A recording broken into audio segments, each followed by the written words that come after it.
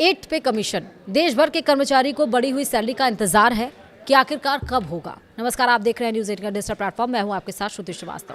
8 पे कमीशन की चर्चा तेज है। सरकार संकेत दे चुकी है कि बढ़ी हुई सैलरी 1 जनवरी 2026 से लागू हो सकती है, लेकिन रिपोर्ट आने और लागू होने में 18 महीने या उससे ज्यादा का वक्त लग सकता है। यही देरी कर्मचारियों और पेंशनर्स के लिए भारी पड़ सकती है। इसी वजह से डीए यानी कि महंगाई भत्ता, जिसको डियरनेस अलाउंस कहते हैं, को बेसिक सैलरी में मर्ज करने की मांग जोर पकड़ रही है।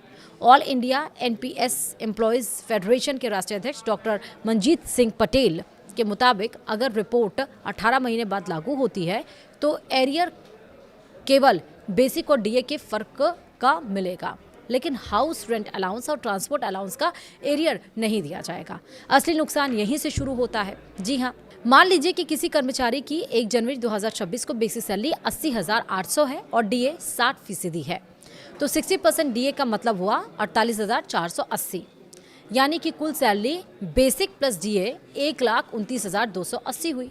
अभी एचआरए 30% के हिसाब से मिलता है। अब मान लें कि फिटमेंट फैक्टर 2.5 लागू होता है, तो नई बेसिक सैलरी क्या हो गई? 80,800 इंटू 2.5, जो आपकी फिटमेंट सैलरी है, यानी कि टोटल आया 2,02,000। लेकिन डीए 25% से नीचे आने पर एचआरए 30% से घटकर 24% हो जाता है। तो नया एचआर क्या होगा? 24% ऑफ जो 2,02,000 थी, यानी कि 48,480।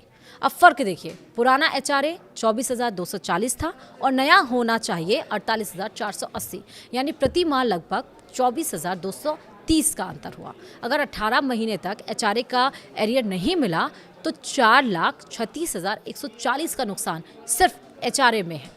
अब टीए जोड़ दे तो 3,000 महीने का फर्क पड़ता है, यानी 18 महीने की देरी में 4.5 लाख से 5 लाख रुपए तक का झटका लग सकता है।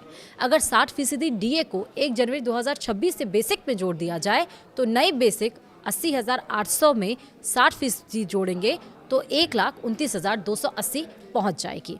अब 24% यानी कि 24% एचआरए लगेगा तो और बढ़ेगी। इस स्थिति में एचआरए का अंतर कम हो जाएगा और कुल नुकसान घट जाएगा। यही वजह है कि कर्मचारी और पेंशनर्स संगठन लगातार मांग कर रहे हैं कि डीए को तुरंत बेसिक में मर्ज किया जाए। वीडियो में था ही। नमस्कार।